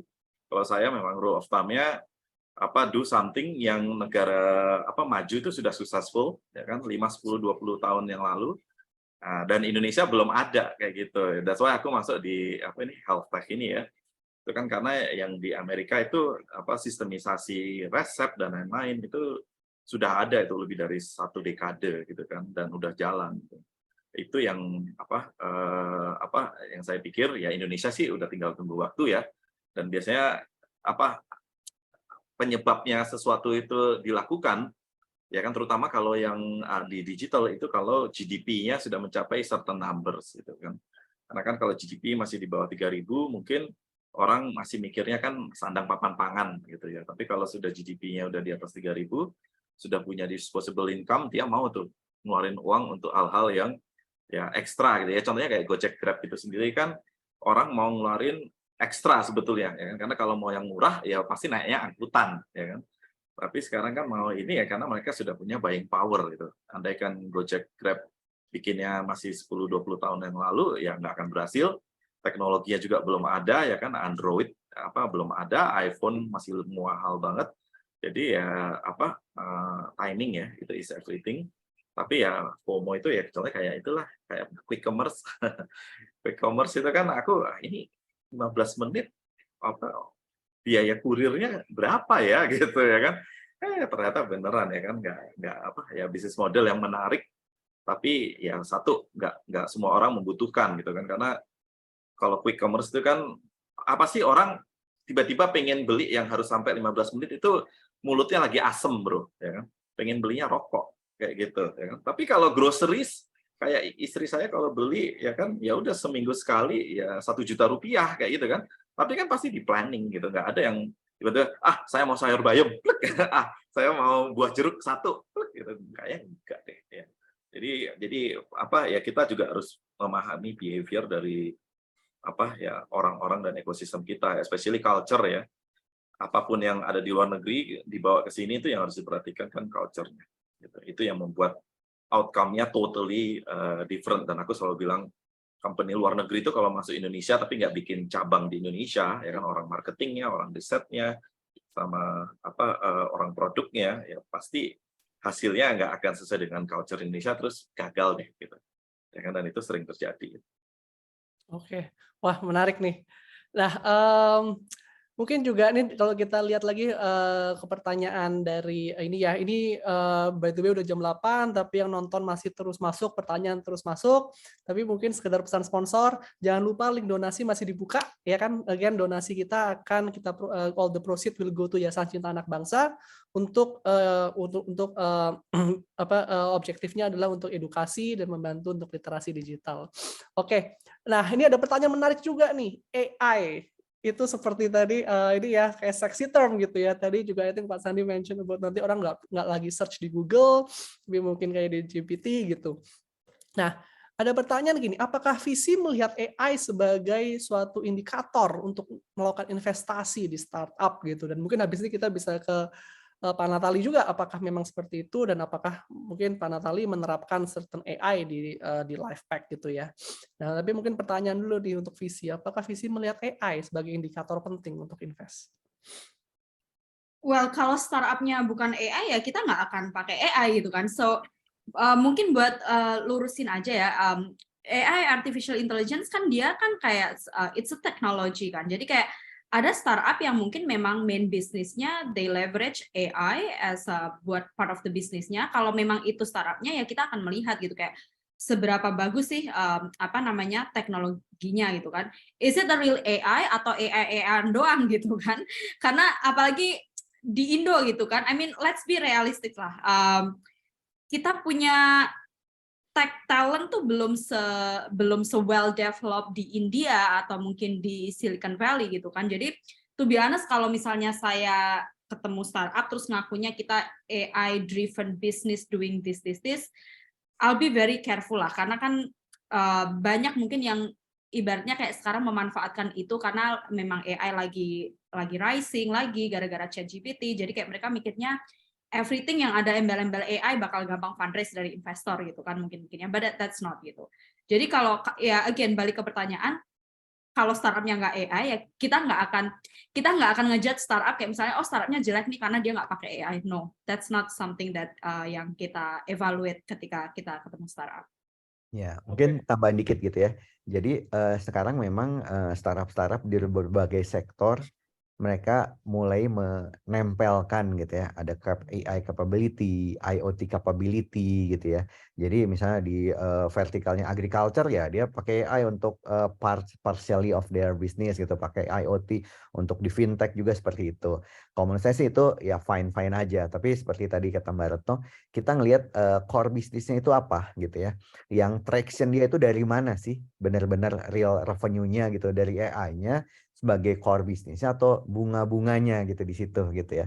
Nah, jadi dan itu tetap akan mempengaruhi valuasi atau penilaian kita core bisnisnya ya. Dan AI atau tadi IoT dan lain sebagainya, teknologi-teknologi baru itu kalau dia sebagai bunga atau pemanis ya kita akan lihat seberapa besar sih impact-nya di sana. Nah, tetapi kalau kayak seperti MDI gitu ya, kita punya di dalam investment thesis kita punya misalnya 10% investment thesis untuk new teknologi ya, new tech ke depan gitu. Jadi atau teknologi yang masih istilahnya ya belum masih resikonya cukup tinggi, masih belum terbukti gitu ya, masih dalam fase development gitu ya. Nah, itu jadi tiap fund mungkin punya investment thesis masing-masing. Ya, seberapa besar mereka mau berbisnis di bisnis yang sudah real, yang udah kelihatan ini atau yang masih istilahnya masih dalam fase development gitu ya. Orang belum tahu hasilnya gimana gitu ya. Nah, jadi balik lagi ke investment thesis dari visi masing-masing gitu. Apakah saya akan mau masuk begitu lihat ini AI, wah menarik langsung masuk. Ya tergantung tadi itunya investment thesisnya seperti apa gitu, Mas. Oke. Dari Pak Natali mungkin kalau mengenai AI ini apakah mau menambahkan sesuatu nih, Pak? Kalau anak-anak intern sih saya banyak ya gitu. Tapi kalau AI ini, anak intern ya. Ya AI anak intern. Tapi Bukan kalau AI yang artificial. ini kan ya gitulah ya kan nggak ngerti pemakaiannya bla bla bla ya. Mungkin kalau machine learning masih masuk akal gitu kan. Jadi decision tree ya kan atau clustering dan lain-lain gitu. Tapi kalau AI yang sebenarnya ya tergantung perusahaannya ya. Karena saya jujur ya kan pernah lihat perusahaan ya itulah perusahaan chat ya kan ngakunya pakai AI kayak gitu ya kan. Terus hasilnya jelek banget kayak gitu. Terus akhirnya mereka pivot kayak gitu kan. Jadi sebenarnya AI itu nggak gampang ya gitu kan. Dan kalau di luar negeri orang-orang yang bikin AI ini ya PhD semua kayak gitu. Kalau buat saya sih ya, menurut saya kita tuh tugasnya adalah memanfaatkan sistem-sistem AI yang ada gitu loh untuk keuntungannya kita kayak gitu. Kayak kemarin saya contoh lah ya kayak inilah, kayak di Zoom ini kan. Zoom ini kan kalau transkripnya kan nggak enak banget ya. Tulisannya bla bla bla bla. Saya cara pakai AI-nya ya gitu. Tolong buat summary ya kan, tolong buat summary poin-poin penting dan what's next dari conversation berikut, titik 2, terus transkripnya aku paste, langsung mereka jadiin summary yang which is bagus banget ya. Itu yang harusnya kita manfaatkan gitu. Jadi kita harus pintar memanfaatkan teknologinya, nggak usah terus sok-sok bikin sesuatu yang kita sendiri nggak ngerti cara pakainya. Kayak gitu ya. ChatGPT keren banget sih itu, dia meresume meeting-meeting aku gitu kan. Kan aku sengaja nyalain, terus aku transcribe, terus paste, langsung deh, Mom, jadi. That's what I use ya kan sekarang buat bikin minutes of meeting daripada manual bikin pakai ChatGPT ya untuk bikin Mom. Oke, menarik. Jadi AI juga ini ya yang harus clear ya, jangan sampai cuma hanya sekedar gimmick atau anak intern gitu ya. Nah, mungkin juga ada pertanyaan yang menarik nih kalau dari list of questions ya. I think tentang topik memang lagi hangat lah gitu ya di dunia tech industry mengenai layoff gitu. Mungkin boleh share pandangannya nggak gitu? Kalau dari sudut pandang visi gitu ya, atau mungkin Pak Natali sendiri sebagai pelaku industri gitu. Apa sih menurut kalian mengenai yang layoff ini terjadi ini gitu? Apakah memang itu perlu, bagus, atau ada pandangan tertentu nggak mengenai layoffs news ini? Ini pertanyaan susah ya, karena terus terang kalau misalnya teman-teman tanya sama saya, is it a good thing or bad thing, ya terus terang saya merasa I feel bad lah buat orang-orang yang kena layoff gitu. Tapi di satu sisi saya sebagai investor, ya saya mau efisiensi dari startup yang saya invest gitu kan, karena they have to survive, they need to cut the cost segala macam kan. Well, nggak ada yang bisa disalahin sih terus terang kalau boleh saya jujurkan. It's just part of the economic cycle lah. Dulu memang mereka mungkin memang yang pada akhirnya mereka harus layoff gede-gedean, mungkin mereka dulu memang overhire gitu kan, karena posisinya memang they have to compete with the market waktu itu kan. Semuanya kayak semua startup juga burning, kalau mereka nggak melakukan hal yang sama, mereka mungkin akan ketinggalan pada waktu itu. Cuman sekarang karena situasinya berubah ya they have to change lah gitu kan. Karena again mungkin yang satu hal yang biasanya saya selalu bilang sama founder tuh ya, the good founder is not the one yang always right about everything gitu. Tapi the good one ya yang bisa adapt with the situation. If they have to lay off people karena mereka harus bring efficacy to their business, ya they don't have any other choice gitu. Jadi mungkin saya bukannya mau membela founder yang mereka harus lay off segala macam, dan again I feel really bad untuk teman-teman yang mungkin I don't know yang mungkin di sini kena lay off atau segala macam. Tapi trust me, mereka nggak gampang make that decision gitu. They have to do it, dan pada akhirnya mereka harus melihat kan mana yang punya magnitude impact-nya tuh lebih gede. Kalau mereka nggak lay off, nggak ada efisiensi, bisnisnya bangkrut. Kalau bisnisnya bangkrut harus ditutup, semua yang kerja di situ akhirnya juga akan kehilangan pekerjaan kan. But if they can just cut off maybe 50 or 60 people to make sure the business afloat, bisnisnya masih hidup, masih ada beberapa yang bisa di save gitu, kayak orang-orang yang masih bisa dapat pekerjaan gitu. Jadi kayak it's not always easy gitu, dan memang pada akhirnya kita nggak bisa save semua orang gitu kan. Jadi kayak ya again it's just part of the economic cycle yang mereka harus kerjakan, dan kita nggak bisa nyalahin foundernya juga itu. Iya. Kalau dari saya sih gini, layoff itu adalah strategi dari perusahaan. Nggak ada hubungannya itu startup atau company gitu ya, atau traditional company gitu ya. Kalau ya kebetulan saya baru ngasih materi juga gitu ya. Kalau kita lihat nih, contoh Walt Disney itu dia tahun 2022 me-layoff 32.200 orang. Lufthansa 22.000 orang. Exxon 14.000 orang, BP 10.000 orang gitu ya. Nah, itu ada perusahaan-perusahaan besar dan mereka melakukan layoff. Tapi kok nggak ribut sih di media massa gitu kan? Begitu ada perusahaan-perusahaan Indonesia startup-startup yang layoff semua ribut gitu. Karena apa? Karena memang ya bintangnya lagi mereka-mereka itu yang lagi menarik perhatian buat pembaca ya startup-startup itu. Kalau perusahaan besar layoff ya udah memang waktunya buat mati deh katanya gitu mungkin ya. Nah, jadi kalau menurut saya layoff itu adalah merupakan strategi perusahaan dan every company akan membuat strategi itu kalau mereka melihat ada line bisnisnya yang terancam. Jadi kalau saya istilahkan orang gitu, kita kena cancer gitu ya di bagian kaki, ya udah kita amputasi aja di situ daripada menyebar ke seluruh badan gitu ya. Dan itu prinsip startup pun seperti itu. Nah, jadi kalau venture capital atau investor melihat ada startup melakukan layoff, kita akan melihat itu strateginya strategi apa yang dia lakukan. Apakah dia memang menutup bisnis yang tidak menguntungkan untuk fokus terhadap core-nya dia, atau dia layoff-nya untuk survive gitu, untuk supaya ya dia mengecilkan apa istilahnya pengeluaran dia, cost-nya dia, sehingga dia bisa ya rebound lagi di depannya. Nah, jadi kita harus lebih deep dive lagi melihat seperti apa di dalamnya gitu ya. Dan kami pun kalau saya di MDI sekarang kita untuk invest ngelihatnya harus si startup itu punya punya kemampuan untuk bertahan hidup lebih dari setahun gitu ya. Jadi ya tadi makanya dia melakukan layoff dulu sebelum fundraising tadi itu kan, setelah layoff dia dapat fundraising, tujuannya adalah untuk meyakinkan si investor bahwa nih saya dengan layoff ini saya punya kapabilitas nih setahun ke depan saya sebetulnya nggak ada fundraising pun saya bisa tetap hidup ya, tetapi dengan fundraising saya bisa lebih growth lagi ke depan. Nah mungkin itu jadinya strategi perusahaan gitu Mas Ernest. Oke. Untuk survivability tadi ya, seperti kayak medical, kalau itu seperti kayak ada kanker dan amputasi. Mungkin dari Pak Natali mungkin kalau ada additional take mengenai ini. Ya kalau dari sisi entrepreneur kita tahunya adalah 55-75% OPEX kita itu gaji ya.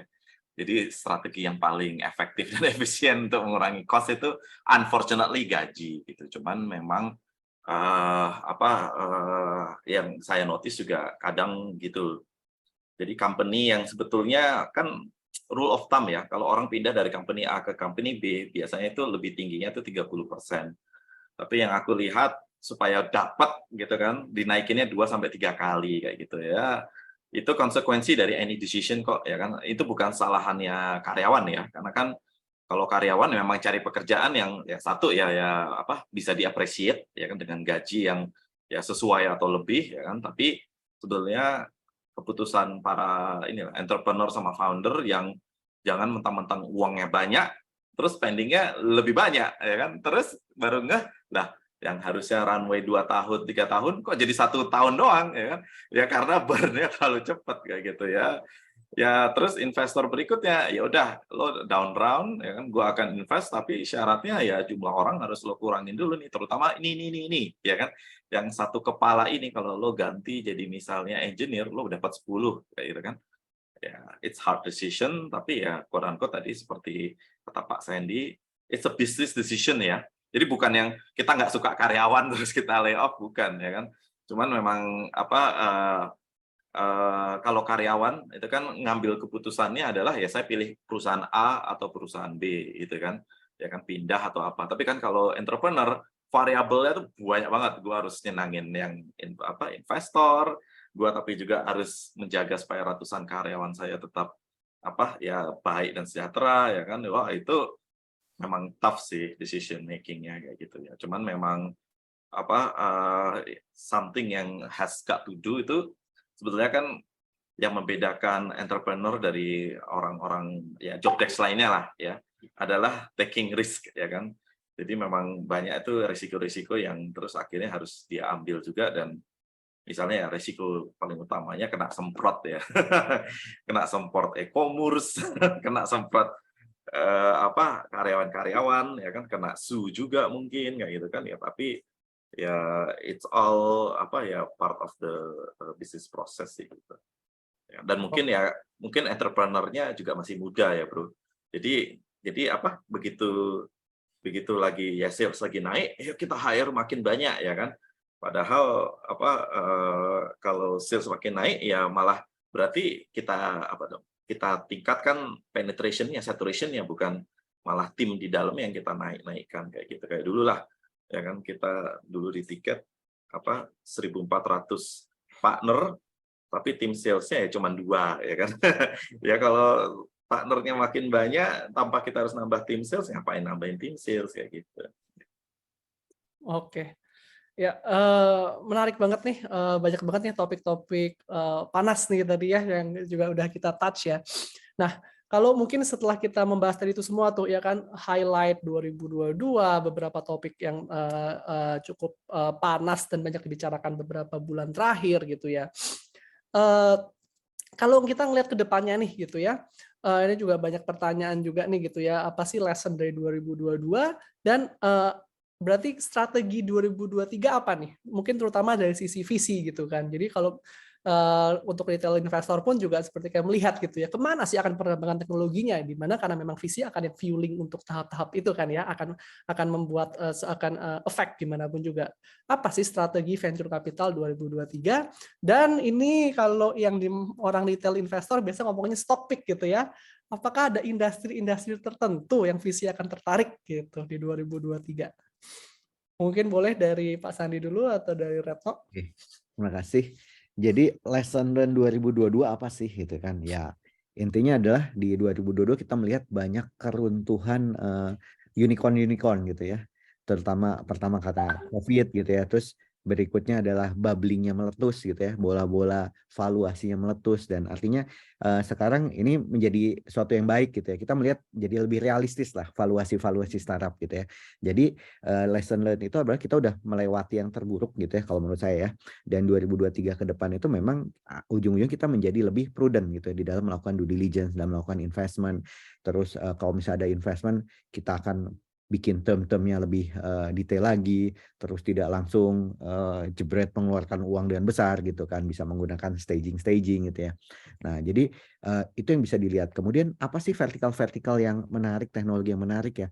Mungkin kalau dari kami, dari MDA Ventures, kita tetap ada beberapa vertikal yang kita lihat. Pasti yang pertama fintech gitu, terus logistik, agritech, kemudian education gitu kan.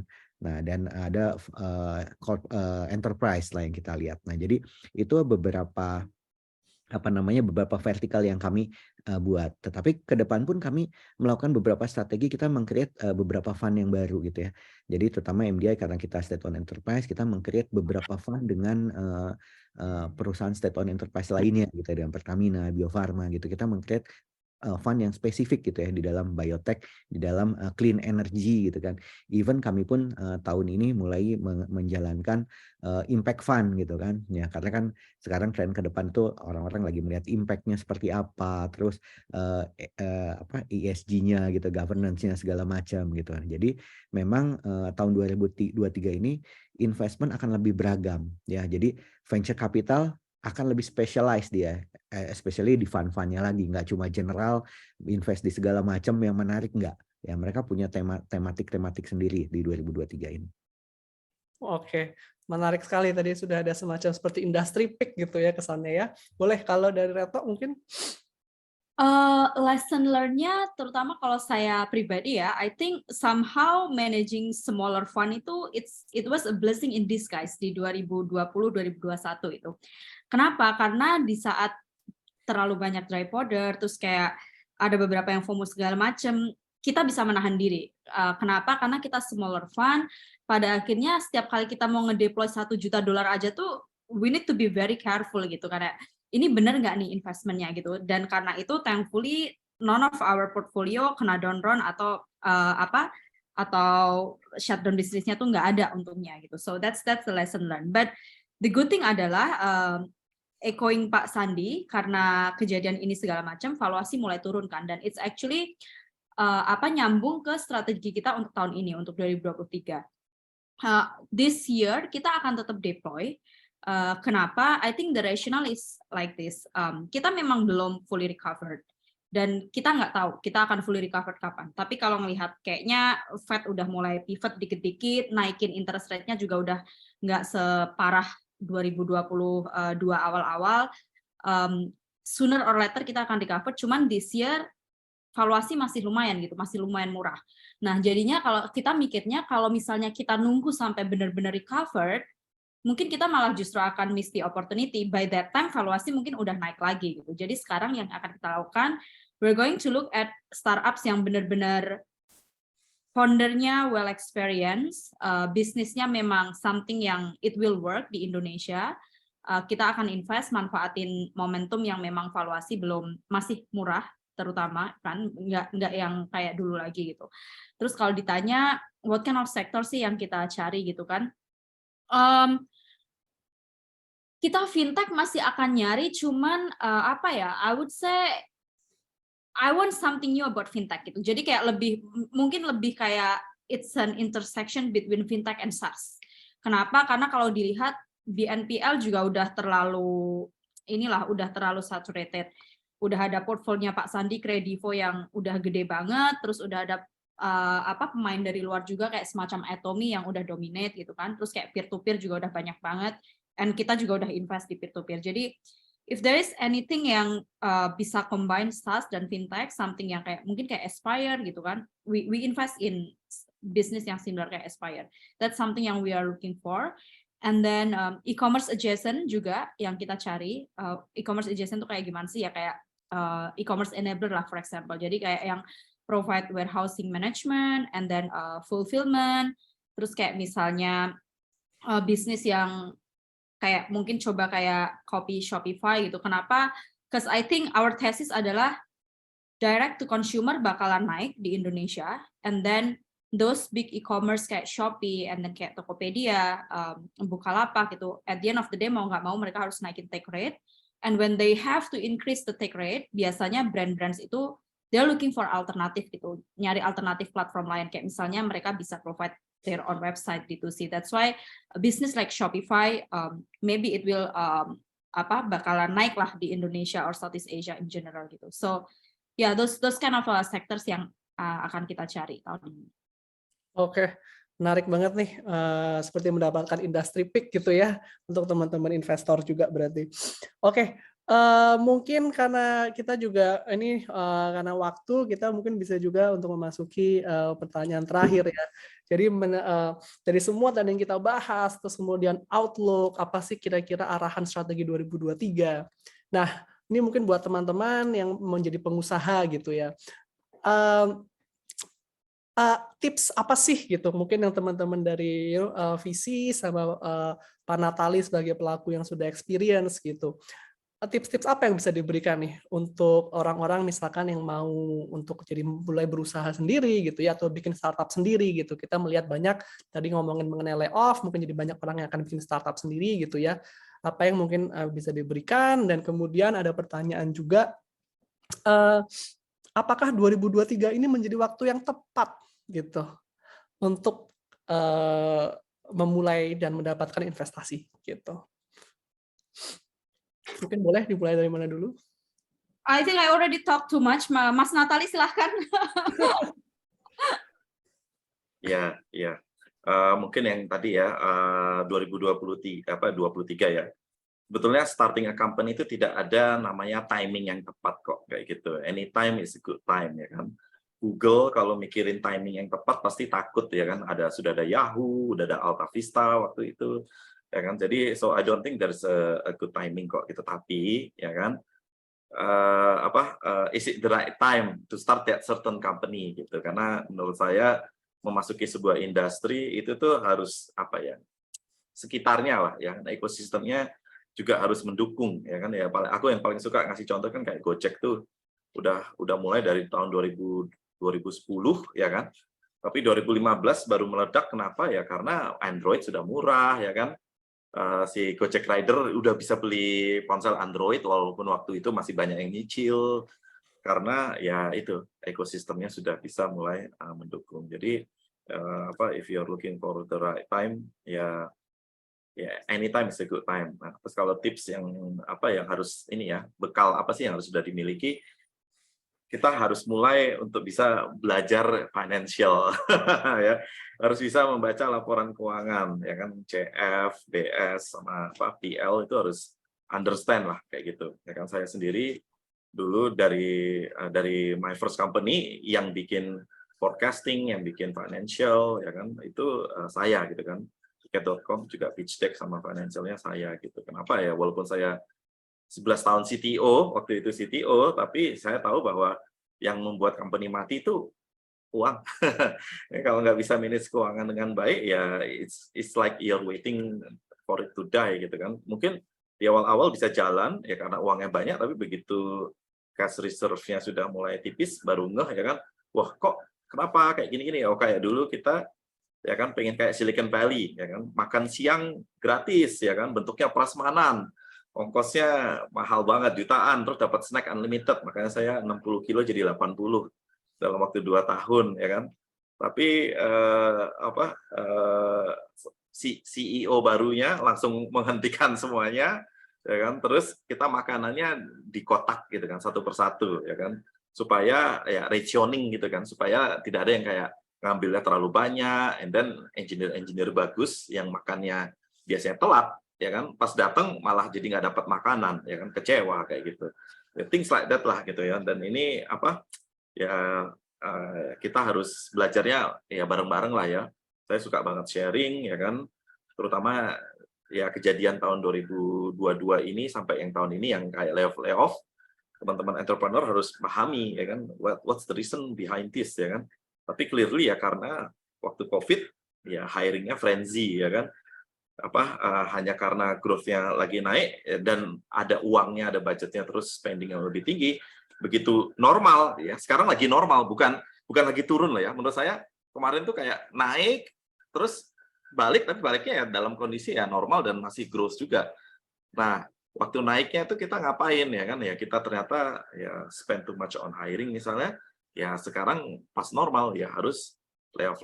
Ya, itu yang harus kita pahami bareng-bareng supaya ya jangan terjadi lagi lah ya kan, nggak enak juga ya harus melay-off orang-orang karena kesalahan decision making-nya kita yang kurang long term kayak gitu ya. Jadi mungkin itu sih tips saya. Oke, mungkin ke Retno atau ke Pak Sandi nih, silakan Pak. Mungkin Iya, saya mungkin. dikit aja. Oh silakan Mbak Retno. Ya, sorry Pak Sandi, cuman sedikit nambahin aja karena Mas Natali udah ini banget ya, karena kan Mas Natali justru yang operator. Jadi kalau teman-teman mau nanya gitu kan, mau bikin startup yang bagus apa aja, bisa belajar langsung ke Mas Natali. Udah 5 kali bikin startup. Cuman nambahin dari Mas Natali tadi, karena Mas Natali bilang masalah uang. Saran saya cuma satu, kalau yang teman-teman yang masih sekolah, do not fall asleep in your accounting class gitu. Karena benar kata Mas Natali, kalian harus ngerti baca P&L, kalian harus ngerti bikin projection yang benar dan segala macam. So ya, belajar dari FTX kalau teman-teman ngikutin ya, yang invest di kripto gitu kan. Jadi sarannya cuma satu, do not fall asleep in your accounting class, itu aja. Oke. Kalau saya sih ngelihatnya gini, kalau teman-teman mau mulai bisnis ya, mulai aja, nggak usah takut. Ngelihat company-company lain udah gede nih, saingannya gimana. Karena kalau kita lihat top 10 company in the US ya, 100 tahun yang lalu, dengan 50 tahun yang lalu, dengan sekarang itu company udah beda total semua. Ya, karena company lifespan itu shrinking gitu ya. Kalau dari Standard & Poor's itu dulu itu sekitar 61 tahun perusahaan itu bisa relevan gitu, sekarang cuma sekitar 18 tahun gitu ya. Jadi walaupun sekarang misalnya Google sangat besar, itu begitu ada ChatGPT muncul, mereka udah ketar-ketir gitu ya, dan bisa di-replace dengan cepat. Jadi selama teman-teman punya ide, punya istilahnya kemampuan, ya jalan aja. Pasti itu akan bisa jalan ke depan. Dan jangan takut dengan copy, karena idea is cheap gitu ya. Jadi waktu dulu Gojek meluncur, Jack yang lain banyak banget gitu kan. Tapi kenapa kok sampai sekarang cuma tinggal 2 gitu yang stay gitu ya? Karena mereka bisa mengeksekusi dengan baik dan mereka tahu jalannya mau kemana gitu ya. Nah jadi don't worry gitu kan. Kalau kita mulai sekarang dengan kita yakin kita punya kemampuan how to execute, pasti akan berhasil. Oke, wah bagus banget nih pesan-pesannya nih. Ini datang dari para expert ya, teman-teman Bestie Cuans. Ini semua datang dari expert, pelaku yang sudah punya tahunan bahkan mungkin sampai dekade nih di bidang ini. Oke, Tua banget. Silakan Pak. Tua banget berarti sampai dekade gitu. Semakin ini Pak, semakin banyak ilmu Pak, seperti wine. Saya masih under 30 loh. Wah. Nah ini good banget juga ya, kita dapat pandangan dari mungkin yang ini ya berbagai jenis generasi, tadi menarik semua ini konsep-konsepnya. Oke. Wah, terima kasih banyak buat waktunya. Ini dari teman-teman Bestie Cuans dan para investor pun juga tadi dapat banyak banget ya konsep-konsep mungkin dari VCs, dari pelaku usaha untuk di-apply gitu kan. Tidak hanya kita ngomongin public market gitu ya. Tadi ada beberapa indikator menarik, apalagi tech industry ini sesuatu yang baru, tapi juga jadi mengerti gitu ya kisi-kisi mengenai kalau dari sisi private market gitu. Dan juga tadi ada beberapa pertanyaan mungkin seperti dari pelaku usaha, apakah mau memulai bisnis this is a good time atau enggak gitu. Terima kasih banyak waktunya. Kita sangat beruntung sekali bisa dapat waktu dari Pak Natali, Ibu Retno, sama juga Pak Syandi ya. Terima kasih banyak Pak. Nah, untuk sebagai penutup nih ya, jangan lupa teman-teman kalau kita masih bisa berdonasi ke Yayasan Cinta Anak Bangsa, link donasi masih akan kita buka sampai minggu depan. Semua donasi akan kami sumbangkan melalui Yayasan Cinta Anak Bangsa untuk program pendidikan dan literasi digital. Nah, dan mungkin kalau boleh saya tutup dengan 3 hal nih kalau saya mau simpulkan. Tahun 2023 adalah tahun yang akan improving gitu ya. Tahun 2002 banyak berita yang buruk, tapi 2023 setidaknya ini menjadi sebuah baseline atau netral, atau hopefully this is akan lebih ke arah improvement untuk Indonesia. Dan yang kedua, mungkin kalau secara fokus untuk misalkan mau memulai usaha atau mau menilai apakah suatu usaha itu bagus atau tidak, beberapa yang kita sering dengar tadi ada kata-kata mengenai lebih prudent ya. Berarti yang kita lihat lebih berhati-hati dalam spending dan sebagainya, lebih fundamental gitu. Dan juga tadi menarik juga adalah untuk lebih mengerti finansial. Dan ini kita setuju banget di mana untuk kedepannya memang financial literacy, investment literacy itu sesuatu juga memang yang harus kita upayakan gitu. Dan mungkin saya kalau boleh saya mau tutup dengan pantun gitu ya. Setiap hari Kamis pergi makan ayam. Memulai berbisnis anytime is a good time. Oke? Agak nyambung bahasanya. Ya. Oke. Baik, oke mungkin kalau ada kata-kata terakhir dari para panelis yang mau disampaikan sebelum kita tutup. Saya agak serem kalau dengar kata terakhir gitu ya. Jadi, sampai berjumpa lagi aja mungkin. Ya, oke, baik Pak. Dari Reto atau dari Pak Natali silakan kalau ada. Ada sih, Jangan thank you. lupa follow lah, kalau aku jangan lupa follow. Nah, jangan lupa follow. Ya, jangan lupa follow. Mungkin nanti kita itu Instagram atau apa gitu ya, Natalia Ardianto. Oke, baik.